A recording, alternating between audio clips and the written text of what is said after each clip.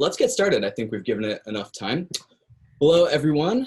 Thank you so much for joining us in this somewhat unusual format. My name is Anoop Praturu. I'm a CCS alumni, and I'm going to be your host for the evening. So I'm going to start off just by introducing myself, introducing the Dean and the rest of our panelists. I'll give you guys a brief rundown of how we're going to structure this event, and then we will dive right in. So, as I said, my name is Anoop. I'm an alumni. I graduated in 2019. I studied physics. I spent a year in Santa Barbara still working at a local startup called Invoca. I just loved it so much I could not leave. And starting this fall, I moved down to San Diego to start my PhD in biophysics at UCS Dean. And now, on the hot seat for the night, I would like to introduce our new Dean, Gerardo Aldana. We're very excited to welcome to the college. Gerardo officially started in the college July 1st of this year, but he's been at UCSB since 2002. He's currently a professor in the Department of Chicana and Chicano Studies and the Department of Anthropology. He holds a BS in Mechanical Engineering from UC Berkeley, an MS in Mechanical Engineering from UC Irvine, so UC, born and bred, and an AM and PhD in the History of Science from Harvard University. His research mainly focuses on the histories and philosophies of ancient and contemporary indigenous Mayan sciences. Gerardo was also the CCS Associate Dean from 2014 to 2016 and served 2 terms on the faculty executive community. And outside of being a researcher and a dean, he enjoys kayaking. Now to start us off with the panelists, I'd like to introduce Abby Higashi, who is a CCS parent whose son is a mathematics major expecting to graduate in 2023. Abby's been active with the UCSB Parents Program, including recently she hosted an online event for new parents. Next up, I would like to introduce a CCS student, Miss Emily Lopez, who's a mathematics student who hopes to graduate in 2022. She's involved in CCS student activities, including the newly established Diversity, Inclusiveness, and Equity, DEI, Student Committee. And she's a proud first-generation college student.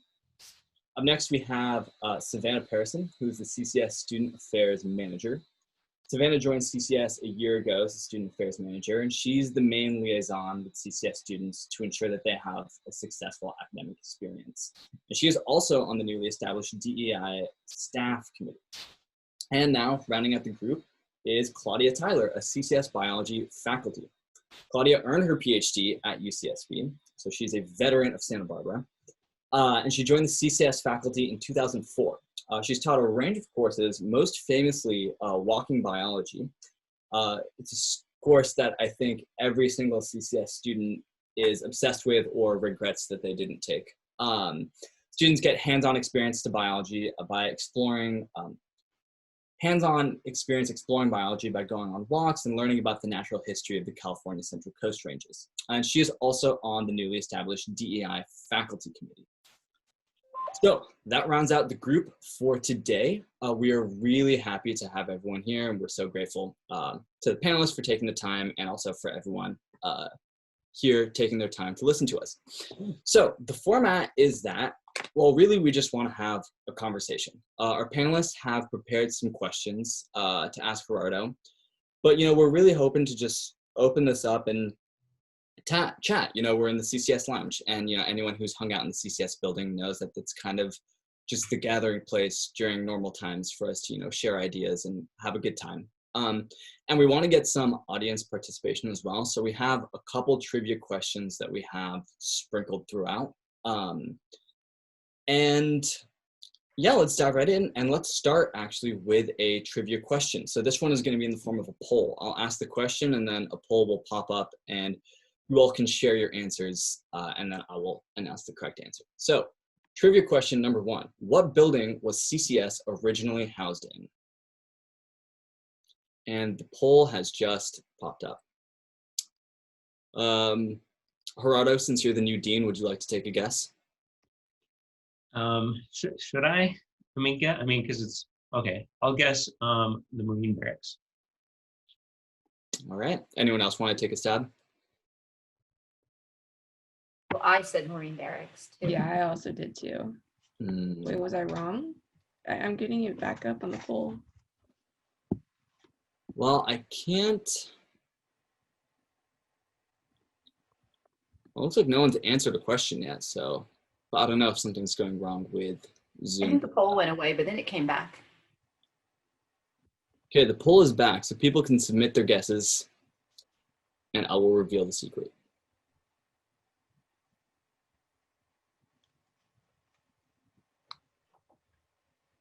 I feel like it's unfair if I participate in the poll because I know the answer.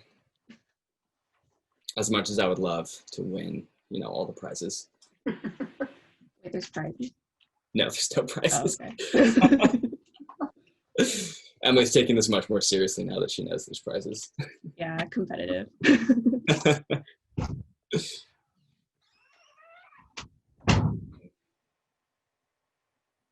So is our poll ready? I am not seeing We have 32 participants, any and we have 3 who chose a storage facility and 29 who chose marine barracks. And don't you Wow. think that we should let the people who voted for storage facility be right? Because, I mean, it did store the people, I don't know.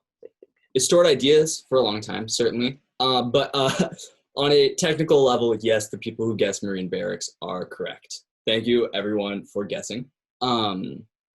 We also do have an informal trivia question that Claudia proposed, so I figure I would share that with you all.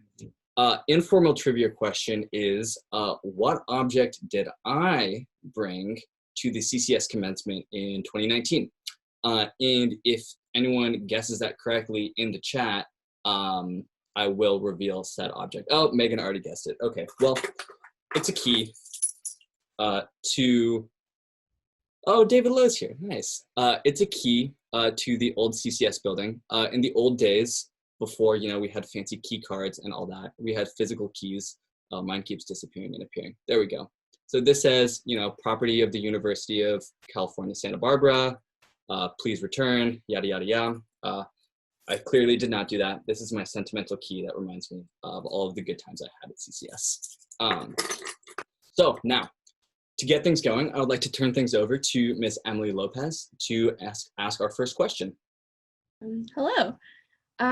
So the question that I really wanted to ask is, so we know that the pandemic has drastically impacted our institution in so many facets, whether that be virtual classes, funding kind of being a little bit cut, as well as students not really being able to be in their labs as much. And a signature identifier of CCS is our ability to create. How do you think this will impact students' ability to create? This is like the impossible question. I'm not sure if anybody has the answer for it, but I think it's absolutely key for us to be talking about it in CCS because you're absolutely right. We want to get you into the labs. We want to keep you in the studios. We want to have you producing from the very beginning. And so how do we do that remotely? I think, though, that it's time to step back and really think about, you know, if we are really all about creating, this is an opportunity to think about what we're creating for and who we're creating for. This is massive. I mean, we really can't, while we're living through it, appreciate the scope of what we're actually going through. And yet, I think there's some sense that we have individually that we want to make it normal somehow, that, you know, there's something that we can still do that's part of what our normal everyday activities are. And, you know, and that in CCS would be creating, be learning new tools. But it may be more productive for us at this point to step back and think about what are the reasons for doing what we're doing. And that really brings me back to the question of what is college really even about in this kind of space. And I think at some level, it brings us back to thinking about how college at the end is really about hope, right? Like at the broadest level, college is where you come to like transform whatever you might be thinking into a degree of hope for yourself and for everybody else. So to me, I think if we're really trying to ask ourselves, what is CCS going to be doing during this really difficult and challenging time? It's got to be thinking about that bigger picture and what are we doing it for? And once we get back to campus, once it's safe and we can kind of do our things, we can learn those tools, we can produce and we can do what we're supposed to be doing, but we'll have, I think, a better sense why we're doing it if we take this time to work on that.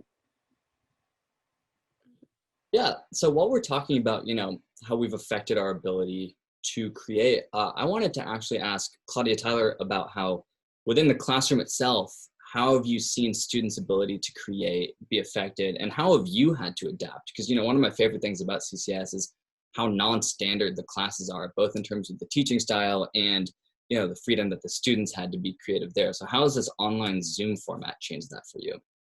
I have to admit, even though I know this has affected all of us in so many ways, but I have been so impressed with how creative everyone has become in different ways.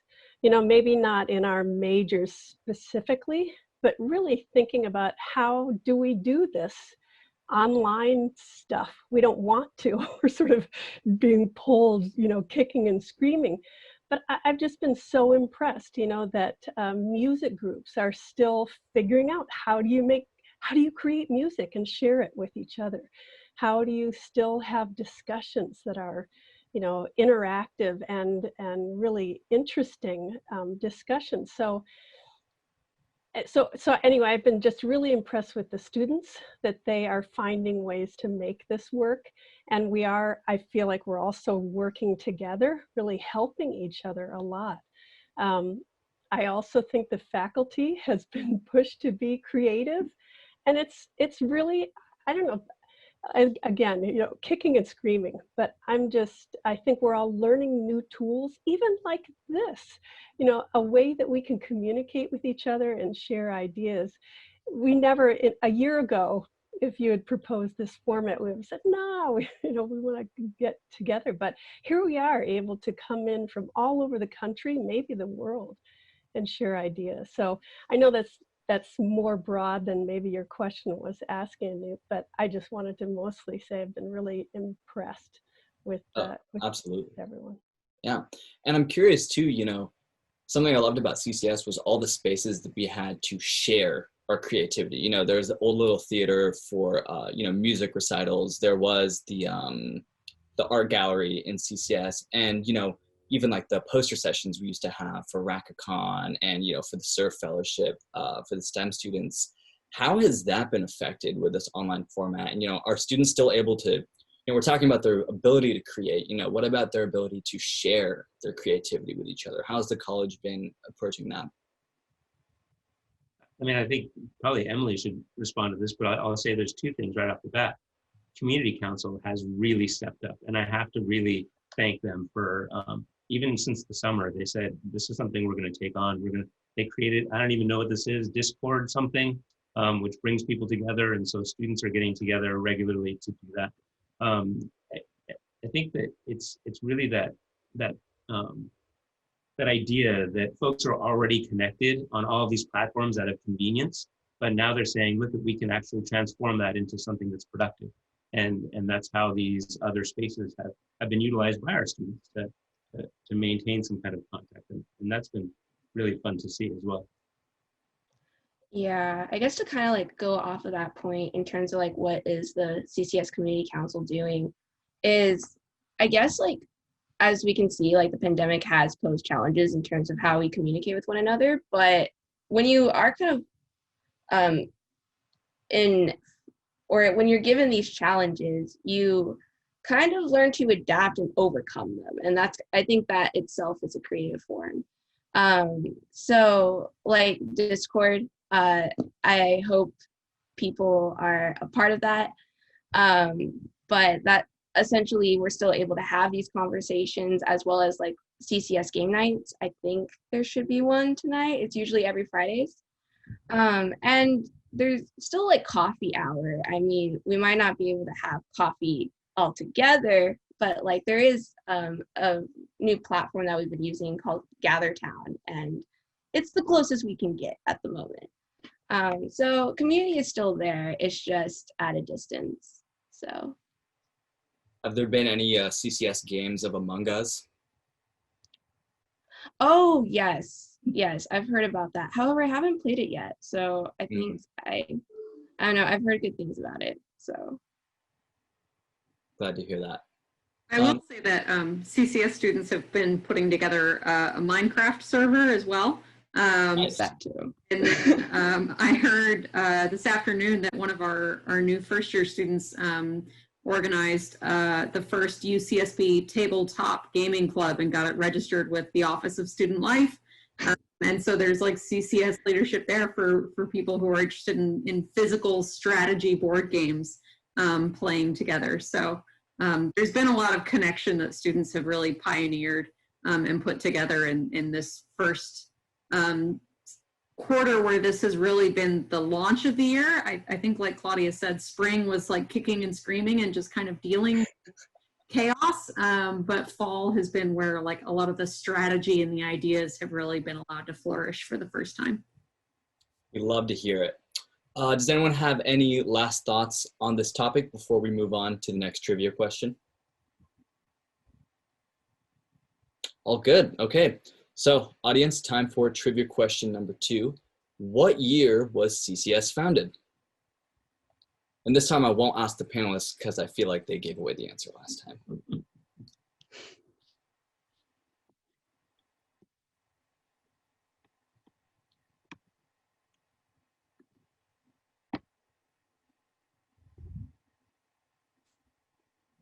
Go Canada. Nice.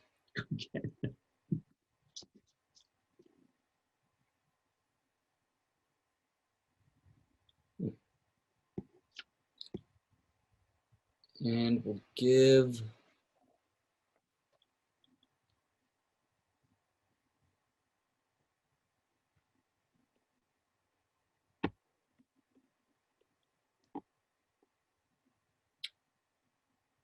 all right, so we've got some results back, and it looks like 75% of people said 1967, the same year that Sweden switched to driving on the right-hand side of the road. That is correct. After seeing what Sweden was doing, you know, we as a university decided we need to step up our creative game. And so we founded the College of Creative Studies. Directly. Yeah, I remember my sophomore year was the golden anniversary, 50-year anniversary of CCS. And so at the start of the year picnic, which I'm sure we missed a lot this year, everyone dressed up like they were from the 60s. So there was a lot of tie-dye, a lot of Grateful Dead. It was a very good picnic. All right, so for question number 2, I would like to turn things over to Abby to ask the next question. Thank you. Thanks, Anu. Dean Aldana, does CCS provide guidance and assistance with employment opportunities for its CCS graduates, you know, above and beyond that available to the general UCSB student population? It's a good question. I'm not sure we would characterize it as employment guidance. I think what's key about CCS is the fact that it relies on advising. And what this does is it really pushes us into one of the oldest models of education that we have, that we can even conceptualize, which is it's really an apprenticeship within a network, is one way to think about it. So that when our students are actually learning from our instructors, they're also junior colleagues with them, right? They're becoming, they're entering this relationship, which then brings them into that senior colleagues network. And I think that's how we get people into graduate schools. There's still, a lot of it is a market, and current graduate students probably won't tell you this, but there is still a level of academia as a giant network and a whole bunch of connections that once you get into it, you can really benefit from all of those different connections. And so I think that it's much more about having our students learn the tools of the trade, become part of that network, and then that gives them a much better idea of where they can go and possibly who they might be working with, which isn't per se, employment opportunities, but it's much more effective, I think, for the kinds of things that our students end up doing. Because in many ways, our industry is connected to academia on certain sides, in the arts and in the sciences. And so it really is one big, gigantic community that we're welcoming our students into. Yeah, one of our attendees actually just said all the on-ramps became off-ramps and vice versa. So I think that's kind of pulling in what you're saying, huh? In a really visual way, right? It's all kind of connected. I think that was related to the Sweden Oh, but it works. well, I actually, yeah, that's right. That is the Sweden thing, but it actually worked really well with what Dean Aldana was saying. That is a great metaphor. Yeah, I read it late. I mean, I wonder if that's, I know I will say that I've heard from some students about the relationships they've developed with their instructors. And I know in writing literature, for example, I spoke to a student who talked about the kinds of feedback that she got that were only possible because she knew her advisor in a certain way, right? So that establishes a kind of relationship that goes far beyond just what's potential for employment. It really gets into how do you think like a scholar in this format. Does this resonate with what you're experiencing, Emily, or the experiences you've had, Claudia? I guess like for me, like definitely having that sort of mentorship, especially as someone who's like, no one in my family has like ever gone to college. Having that sort of mentorship has definitely aided in terms of like the programs and the opportunities that I have come across. But I would also say that like if you're just focusing on just like working within CCS, I feel like that might also be posing some limitations on yourself as well. Like really like what CCS encouraged me to do is to like take advantage of all the opportunities at UCSB. So I've also used outside resources as well, but I mean, I've had a lot of fun, so. And then Noob, you're the one that we should really ask. Yeah. I was gonna say, yeah, I really wanted to really reiterate and emphasize Gerardo's point, in my decision. So I came into CCS thinking like, I'm gonna go straight through to grad school because I want to be a physicist and that's gonna be it. So my senior year, when the idea of taking a gap year kind of first came up and I was thinking about taking this job, I was freaking out because to a certain degree, it was like an identity crisis for me, And, the people who got me through it was like my advisor, Dr. B, I went to him and he's someone who, taught me for 4 years, brought me from someone who knew essentially nothing about physics to someone who felt confident in their abilities. And, when I was freaking out about like, oh, like, am I a physicist? Like, what am I going to do? He was the one who was like, he's the one who encouraged me to be confident in my own identity and to go and take this opportunity. And, it wasn't so much that he was like reaching out and being, getting a job for me, but rather, he gave me the advice and the confidence that I needed in myself, to seek out these opportunities for myself. In a similar manner, I remember when I was applying for this job, I walked into the CCS office and I was freaking out talking to Megan and Sarah. I was like, what do I put on my resume? Like, what am I supposed to write in my cover letter? And they were like right there with me, and they were giving me all this advice. And yeah, just really, wanting to reiterate that I think what CCS has done for me above and beyond hasn't been necessarily like opening the doors. It's been about like giving me the confidence to go open those doors and giving me the guidance to go do that, And so I don't know, Claudia, if you've had similar experiences with other students, like, where they had one path that they went into and then they went down a totally unexpected route and, how you were able to guide them there. I mean, I think what you said was beautiful, and I think really is our hope and our goal for all of you is that you gain confidence and you are go-getters and you know that you're not just going to wait for someone to come to you. You go out and seek stuff, and that is going to last your whole life, and certainly that will affect your ability to find a job, an internship, but all of that kind of stuff. So I think those sort of general skills should go across the entire, all of the college.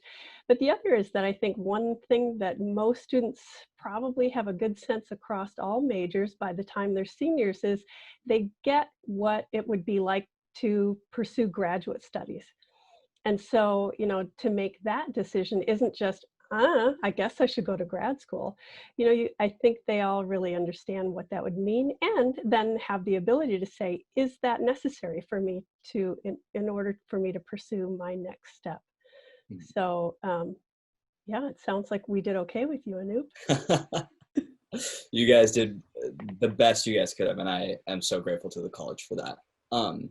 Before we move on, I do kind of want to tie, this last question to the previous question to this current one. And I wanted to ask you, Savannah, I know being the CCS student advisor, you're kind of in this role where like all of the students lean on you. We talk to our faculty advisors for like, oh, like what classes should we take? And then, when we get dropped from all of our classes because we forgot to fill out a form, we come crying to you, And so I'm just wondering, how has this new format sort of affected that for you? What's it been like supporting students over Zoom? I'm sure it's nice that you don't have students coming into your office every minute, but how have things changed for you? I will say that Megan and I really miss like the students just coming in crisis, because I think there is something that's sort of difficult to overcome when a student feels the need to write an email that they're in crisis. It's really difficult to kind of bridge that gap. Whereas, if we have a bowl of candy or oranges from Bruce's garden, laid out in the staff office, then there's kind of a trap, like for getting students to come in and get to know that we're not scary and that we want to get to know them. And that's sort of difficult to replicate digitally. But we've been trying to introduce ourselves to first years as they're coming in, and to have these sort of weekly opportunities to connect. And this afternoon we had advising walk-in hours on GatherTown, so students were able to just come by and ask questions. And we had one student who came by and we were like, how can we help you? And she's like, I want advice. And we were like, okay, but like, I can tell you what advice I have about like chocolate chip cookies, but like, also what else can I help you with? And it was really actually kind of sweet to just kind of get a chance to converse about classes, but also just to touch base with students in general. So I will say we miss that. We miss the sort of physical interaction and the ease with which that happened in the building, but we definitely do want to have as much connection with students as possible, and not just the kind of I got dropped from all my classes panic, and we definitely still help with that, but also the students who drop by and are bragging about their work in the gallery across the way, or the internship that they got, and things like that. And it's a really rewarding part of CCS is to be part of those kinds of dialogues with students and to see their trajectory over 4 years. As they just kind of casually drop by and pick up an orange and tell us that they got an incredible offer at an elite graduate school, and then they're going to go on their way with their orange. And there's a lot of joy in that too, and we're looking forward to figuring out how to replicate that. But also, we know that eventually we will get back there too. That's the other thing, is just saying, it will happen again. We'll get back there. Thank you. So if there's any students listening, your takeaways that Savannah and Megan are not scary. And if you need someone to brag to, you have their email and you know exactly where to send it. So does everyone feel good about that? Does anyone have any last thoughts on this question before we move on to our next audience question? We're all feeling good. Okay. So this audience question is not going to be on the poll, but it's going to be in the chat. You all have 1 minute. What is one word or maybe a small collection of words that describes CCS for you? So put them in the chat and I will be reading out my favorites.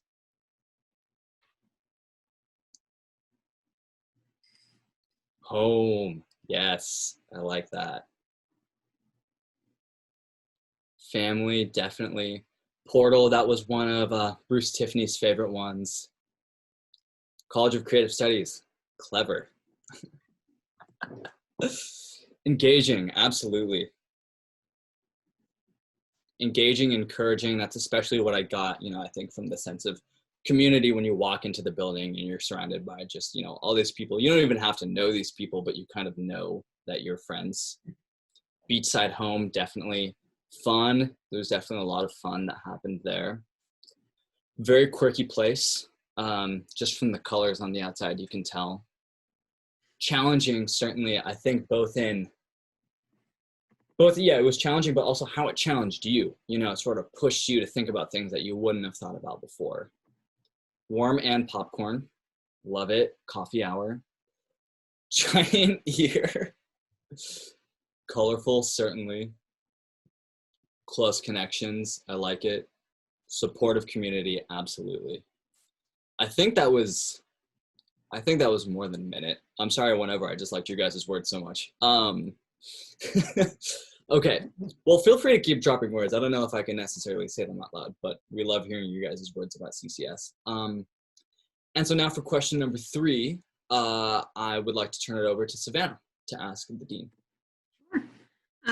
Sure. Dean Aldana, we have student diversity within CCS, but I think one of the challenges is to always ask, what else can we do? What can we do to make CCS a more diverse and a more welcoming place?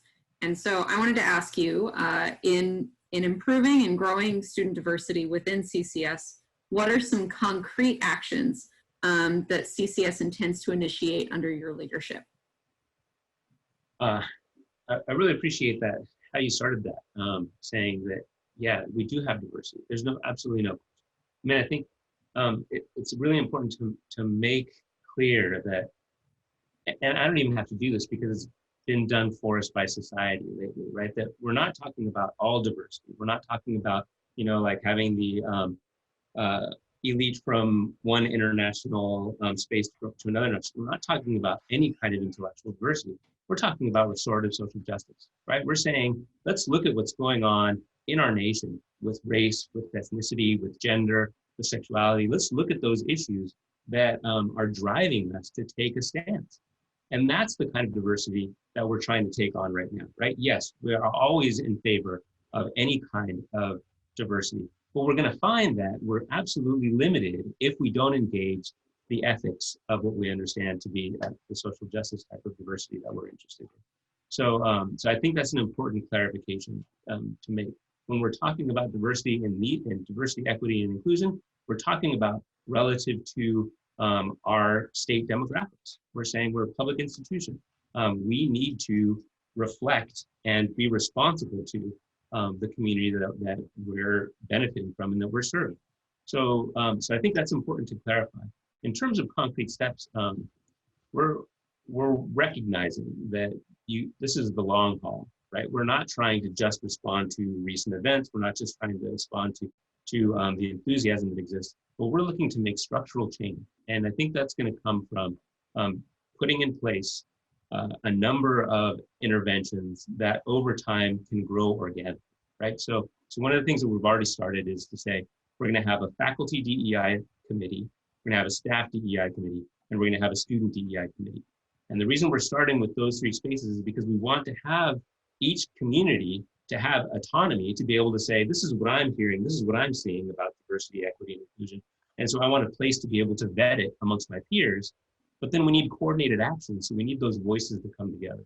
So the first level is to say, what happens when we allow these communities to start talking to each other about these issues? What grows from that, and what are the interventions that follow?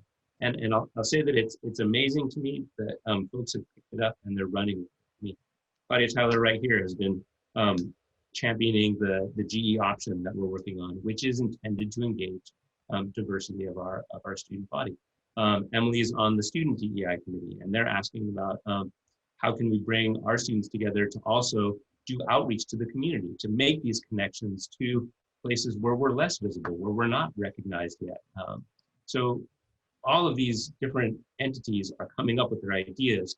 We're going to start working to bring them together, and then hopefully that has the long-term shift to what CCS is all about, as opposed to just kind of a reflexive, here's our statement, now we're good, and move on. That's, yeah. I would love to hear a little bit more from, we have so many people, so many panelists who are on these DEI committees. I would love to hear a little bit about, what the conversations on those committees have been like, and, how do you see your different roles as, students, staff, and faculty? What do you see your role in this DEI sphere being, coming from your different roles in the university? Well, I can talk about the student DEI. So the student DEI, like we just started bringing up these conversations like just like a week before school started.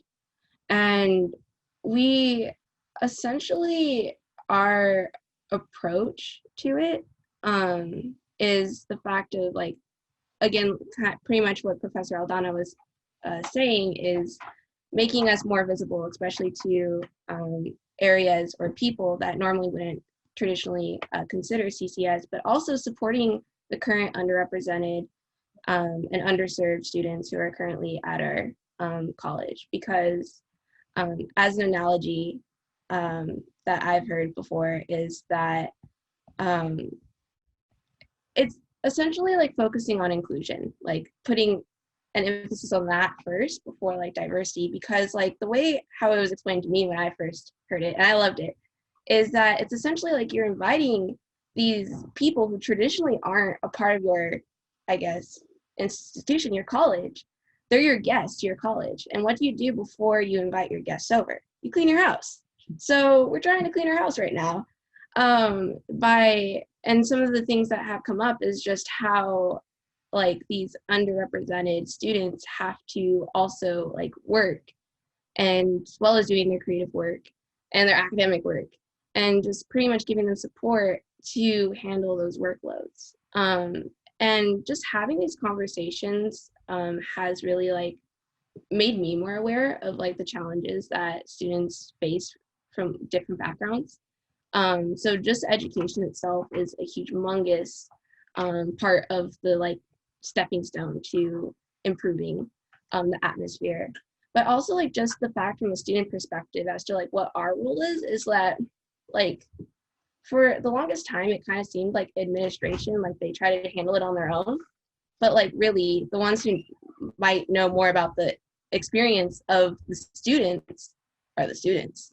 So that's where we kind of become part of the conversation. Like we need this, and then usually the professors and administration, like they can help us find the resources and try to make it happen. That was wonderfully worded, Emily. Thank you. Would anyone else like to speak on the matter, or should we move on to the next one? Claudia? I'll just say briefly, first of all, Gerardo's given me way too much credit, but in our committee of faculty, we're also looking more toward the long haul. But really, we feel that we could take advantage of the fact that CCS is such a wonderful multidisciplinary unit. And so, you know, one of the things that I feel will help us toward inclusiveness is to consider things from a variety of perspectives. And so we hope to develop courses that are multidisciplinary, interdisciplinary, to be able to share perspectives on some of these difficult issues related to social justice and diversity, equity, and inclusion. So stay tuned, but I think that we have some pretty awesome opportunities to do that. And so I think the faculty is very much interested in making it be a good place for our students to take advantage of our strengths, and also the faculty. If I could just add to that real quick, I'm sorry if I'm dominating, but or monopolizing, or whatever the term might be, but I think that this is not totally new either, right? So Armin Curtis gave a class on HIV back in the 90s, and it was all about the same kind of thing, right? Like that was a social justice issue. That was a multidisciplinary conversation. That was the kind of thing that was pushing people to get out of their comfort zone and to engage conversation generatively. And so, I mean, not surprised, he's going to do the same thing in the winter for coronavirus, which has all of these different characteristics to it again. I mean, I think we're really wasting an opportunity if we don't say, look at all these brilliant students that we have, look at these amazing faculty we have, let's put them together across majors, not just to, I mean, we don't want to do anything to impede progress within the discipline, but to have these conversations that are generative across majors, I think is what's really exciting about where we could be going with this. And no, I'm not giving you too much credit, Claudia, because you've been totally intellectually spearheading this, and so I thank you for that. I really like that perspective, Gerardo, especially this idea of like relating it back to the HIV thing, or, just, we have such a vibrant community here, and it's almost like, what can we give back to the intellectual sphere of the world, of what's topical right now, what's important right now, how can we change people's perspectives on what's happening to us right now? Emily, did you have anything else you wanted to add? Oh, cool. Well, in the interest of time, we are going to move on to our final trivia question. And this one, there's no right or wrong answer. What we would like to know is that if you could repaint the CCS building, what color would you make it? And I think a poll will pop up to give you some options. I will submit my preferred answer.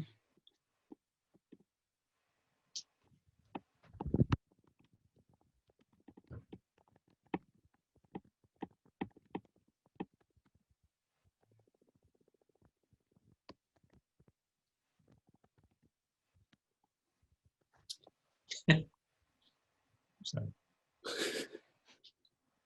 I just read Megan's response. Or no, it was Emily. Sorry. Yeah, I think Megan would like that very much.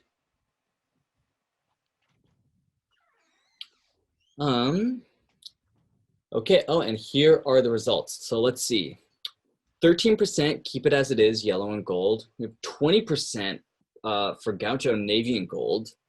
0% said neutral, brown, gray, white. I think that's on brand for CCS. 17% said coral reef, orange, blue, coral. 13% said sunset. 17% said beach. And 20% said undecided, maybe rainbow. So it seems like a tie between rainbow and Gaucho. Personally, I chose to keep it as it is. I remember my first time on the UCSB campus walking past CCS. I overheard someone else who was walking past at the same time. They were looking at it and they were like, that building kind of looks like a kindergarten. And I was like, that's where I want to be. So I love the colors, personally. I think there's a lot of character there. And Bill Ashby is telling us that the current color scheme was chosen by Hank, and I trust Hank's judgment on that one. So for our final question, I would like to turn it over to Claudia. Unmute. So I guess one of the reasons I'm asking this question is that I feel when I'm really trying to be a better instructor, I put myself in the place of my students and I ask, what is this experience like for them? And so I'd like you, Gerardo, to put yourself in the place of a student, and what would you see as the college's top couple of strengths and maybe a couple of areas for improvement? So I'm asking you to think like a student. What do you think are See, this is totally no fair because so we have a school that we sent our kids to for elementary school, and one of the reasons we sent them there is we thought this is the place I would want to go if I had the choice when I were in elementary school, and that's exactly how I feel about CCS. I feel like the metaphor that I cannot get out of my head is the metaphor that Bruce used to always talk about when he said CCS students are raptors. They're hunting for knowledge. They're not being passively fed. And you referenced that earlier today, Claudia, as well. And so I think what it is that you have the initiative, but you need direction. And for me, like personally, in my own educational trajectory, I had all kinds of curiosity and all kinds of motivation, but I had nobody to guide me. So I was just floundering all over the place. To me, what's most powerful about CCS is that you can bring these students in who are totally motivated, and we have the advisors who are going to help them get through it. They're going to find the paths that work for those students, and they're going to work with the student to make sure that it's the right time to take that class or not, or to experiment when you can. I mean, that's the beauty of the advising portion of CCS. The other thing that is absolutely genius about it, and this you can't necessarily say was foresight by Mudrick and Cheadle, but it was like, it's built into the conception, is that because UCSB itself has really become this tremendous powerhouse intellectually, we have an incredible faculty, no question about it. But we don't have any of these like distractions, like a med school or a law school or a business school. Like, we don't have those kinds of things. Even our grad school is small. So we have these amazing faculty all over campus. We have these totally motivated students. So that's the other part of the magic, right? Is being able to treat our undergraduates at the graduate student level, and we just have to get them there. And CCS is able to do that. So to me, I think you put those things together, and that's what would really excite me if I were a student at this point. That I think is the most amazing potential that it has now sitting in the seat that I'm in. And sorry, I can't let you go because you have to answer part 2 of the question, which was, are there, again, kind of from a student's perspective, are there any areas that you feel that the college, meaning we all, can work on? So I think there's really 2 things, and this is what has been kind of my mantra from when I first applied for this, was that one is, I think that we would really benefit from a greater all college identity, right? So if we had more of if our students had more of a sense that they were part of CCS as a whole, as opposed to I'm part of my major and it's cognate, I think that's where we get all of those really fun, generative kinds of conversations that are drawing off our individual expertises, but are going beyond it and addressing these much larger problems. So to me, that's one of the things that I'd really like us to work on collectively. The other thing is totally clear. I think it's diversity, right? So I had a student who came from a very rural town in California, and she was basically saying, hey, I didn't know anything about UCSB. I didn't know anything about CCS, but as soon as I heard about CCS, I knew it was the right place for me. And that's what we need to do. We need to have a visibility that reaches those students wherever they are, and so that they can recognize that's my home, that's where I want to go. And I don't think we're doing that yet. We don't have the visibility to be seen by those students robustly enough across the state. So that's the other priority that I would push on. So, Claudia, since you had said, put yourself in the shoes of a student, I do want to turn it over to the student and ask Emily, and as well as Savannah, in terms of what you've been hearing from the students, what do you guys think are the strengths, and what are the areas that you have seen, in a sense, with your boots on the ground, being there as a student, what are the areas that you would like to see improved? Emily, I might let you go first because I'm going to take a second to think about mine. Oh, I was hoping to think about it too. Wow. Okay. It's totally improv.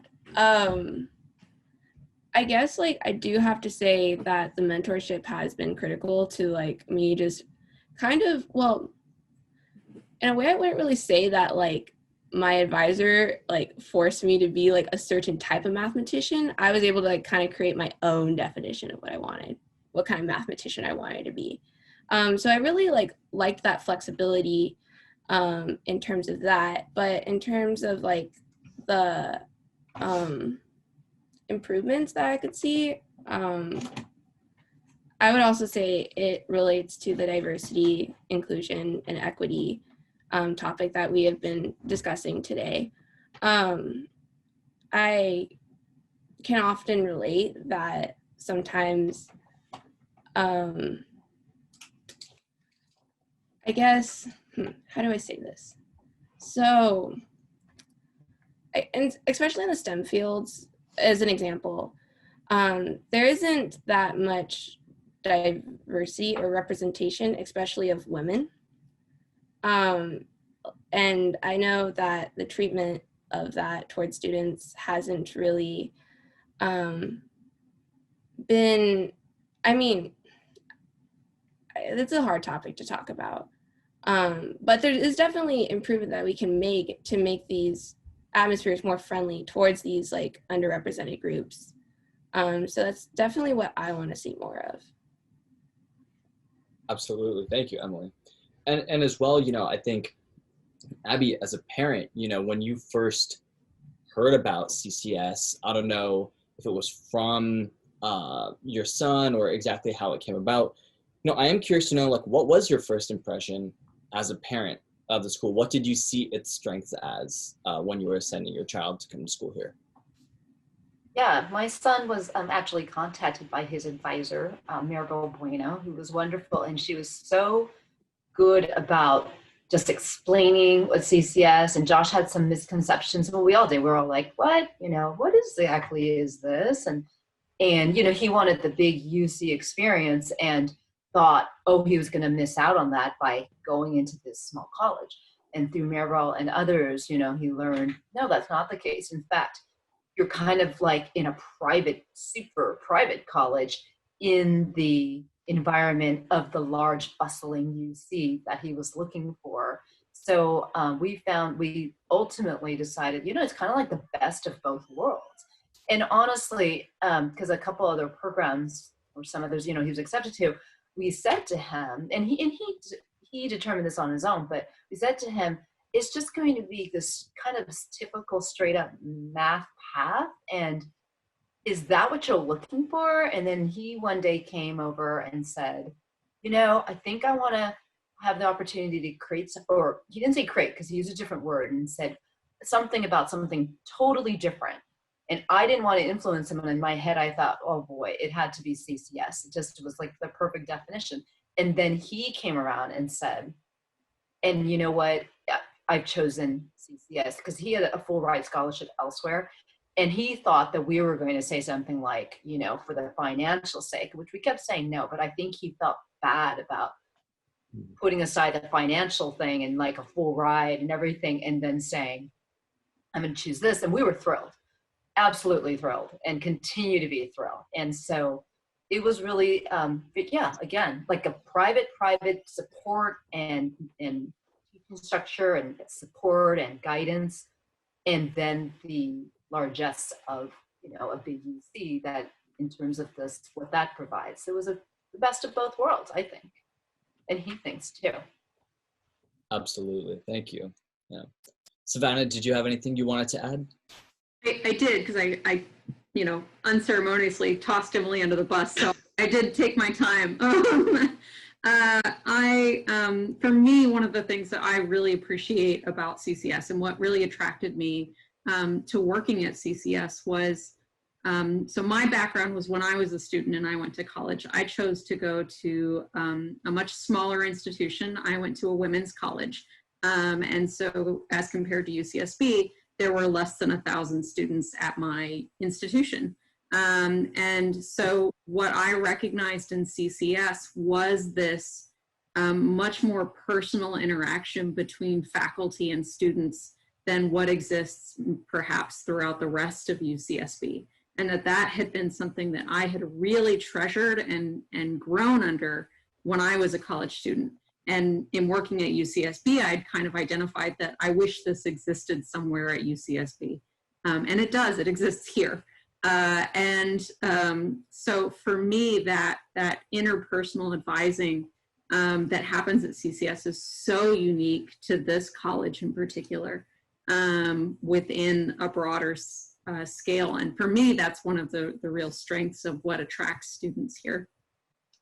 Where I would like to see perhaps a little bit more growth is something that Gerardo touched on in terms of college identity, but I would love to see more interdisciplinarity and interactions between students, and not just within STEM students interacting with STEM students, but the students who are in music interacting with the biology students. And I'm calling that out because Claudia is teaching a music and nature class with Leslie Hogan. So these kinds of conversations between fields that seem on polar opposites really don't have to be, and that can be some of the most enriching conversations that CCS students can be exposed to here.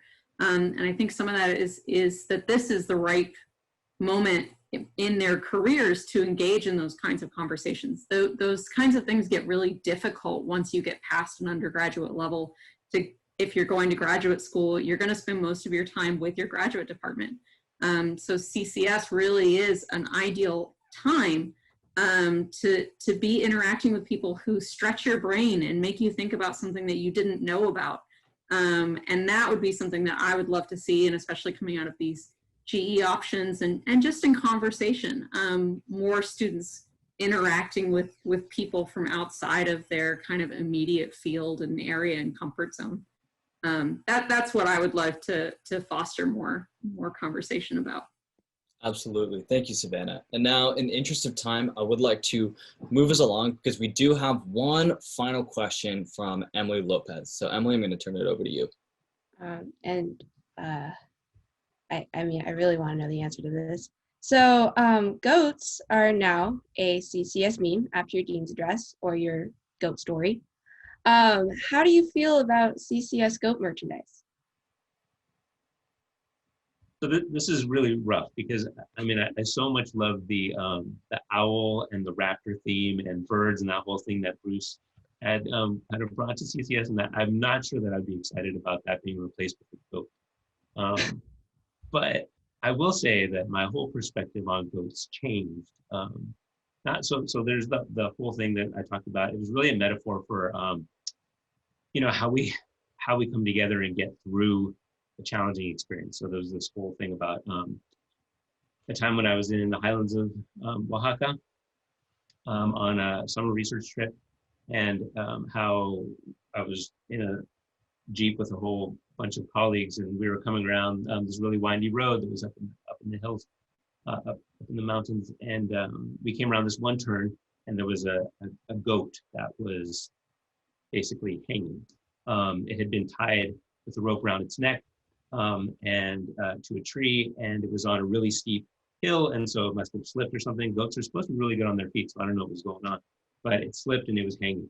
And so we had to like stop the Jeep, jump out, we grabbed it, and we ended up thinking that it was dead because when we first untied it, it's just like slumped, and its life had really gone out of it. And then the owner came running over, said, "What the heck is going on?" We gave him the goat. He walked away. We were all starting to talk about it, and then we saw that the goat had it had come back. Like, I don't know if it came back to life or it was just passed out, or I don't know what was going on.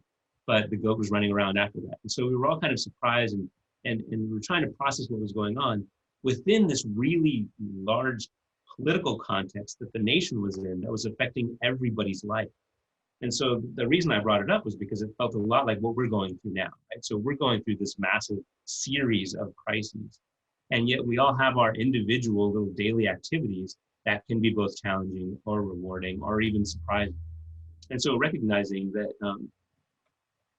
what I think is kind of the takeaway is contextualizing. And this is where I'm kind of a historian again, right? Contextualizing the human experience in all of it, right? What are we going to do? How are we going to respond in this specific situation?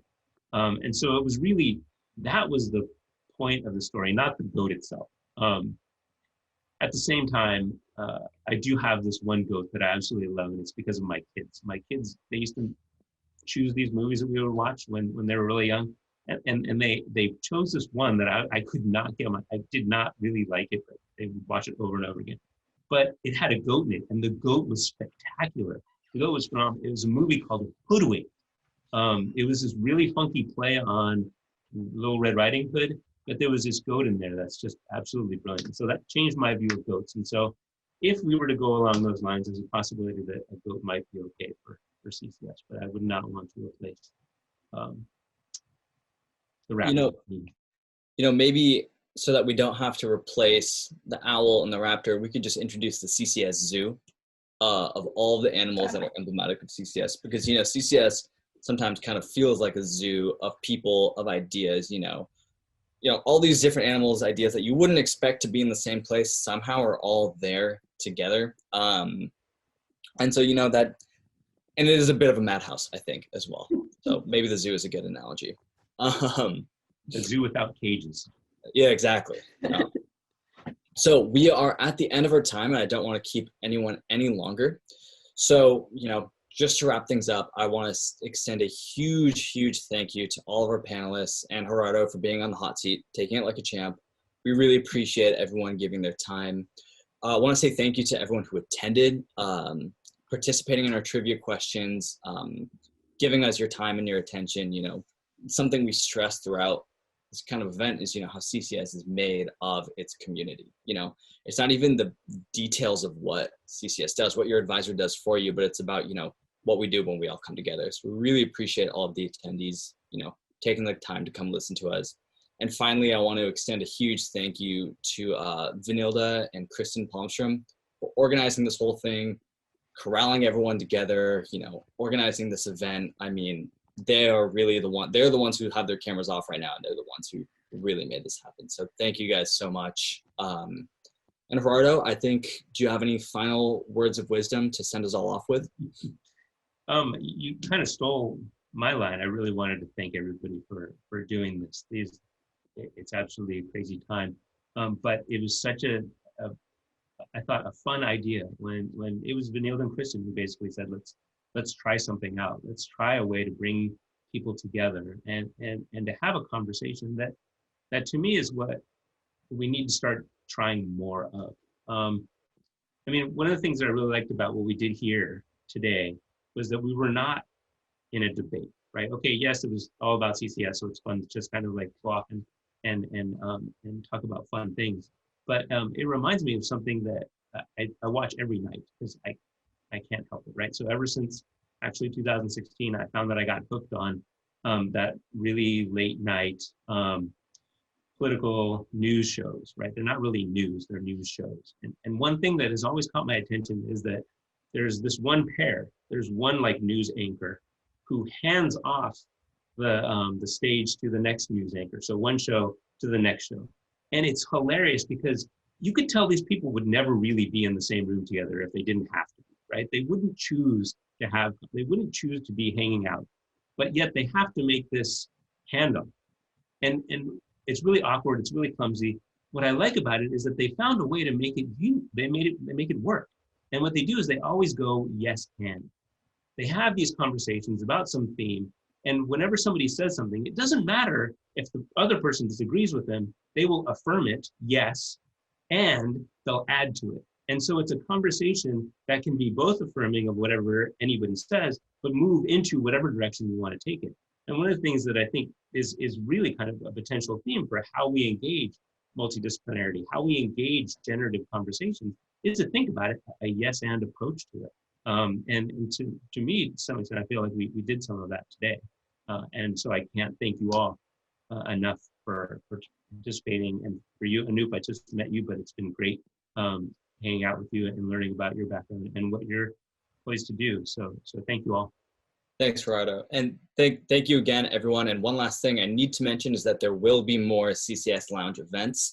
So if you enjoyed this, stay tuned. We'll have more panelists, more hosts. You won't have to hear from me anymore. I'll be happily in the audience. I'm looking forward to it. So thank you, everyone, very much.